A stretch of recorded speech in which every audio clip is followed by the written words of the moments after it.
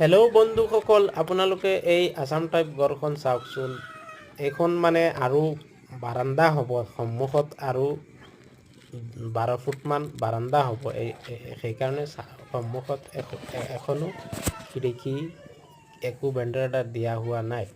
সন্মুখত এখন ফটিক হ'ব, এখন বাৰান্দা হ'ব আৰু ভিতৰত 4টা ৰুম আছে। তাৰপিছত তো চাওকচোন ঘৰখন কেনেকৈ হ'ল, কমেণ্ট বক্সত জনাব। 16 x 15 ফুট একোটা কোঠালি আছে আৰু হাইট দিয়া হৈছে বিটিৰ পৰা ওপৰলৈকে 11.5 ফুট।